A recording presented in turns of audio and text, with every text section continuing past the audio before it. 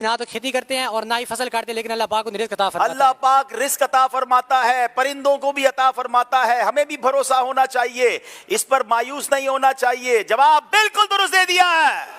اب آخری شعر ہے جناب صدائے سور جی۔ صدائے سور سن کر آپ کا پڑھتا ہوا کلمہ، میں اٹھوں قبر سے شادہ و خندہ یا رسول میں اللہ۔ اٹھوں قبر سے شادہ و خندہ یا رسول اللہ۔ آج کا مقابلہ سرگودا والوں نے جیت لیا ہے۔ اذکر اللہ۔ ملتان کی ٹیم بڑی کوشش کر رہی تھی، مگر اسی کا نام ذہنی آزمائش ہے۔ یہ بچے افسردہ ہیں، ہمت نہ ہارے انشاءاللہ۔ اللہ کرے گا پھر موقع ملے گا۔ ہم دعا کرتے ہیں اللہ ان سب کو مدینہ پاک کی حاضری نصیب فرمائے۔ نہ ہو مایوس دیوانوں، پکارے جاؤ تم ان کو۔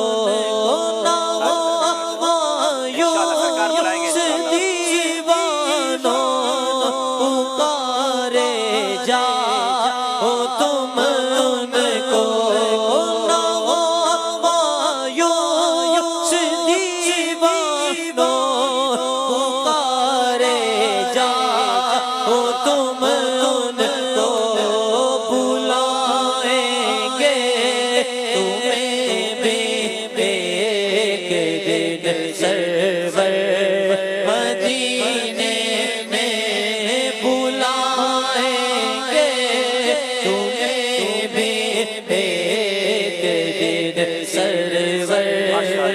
یہ بچے یقیناً مقابلہ ہارنے پہ غمزدہ نہیں ہیں، یہ مدینے جانے کے لیے تڑپ رہے ہیں۔ سب مل کر دعا کریں، دنیا بھر کے ناظرین بھی دعا کریں۔ واقعی میرے بس میں ہو تو ان سب کو مدینے بھیج دوں، اب مجھے بھی اللہ کرے مدینے کی حاضری کا تحفہ مل جائے۔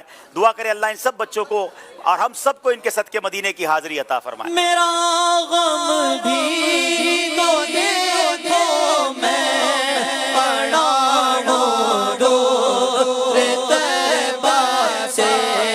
میرا غم بھی تو دیکھو میں پڑا ہوں دور طیبہ سے۔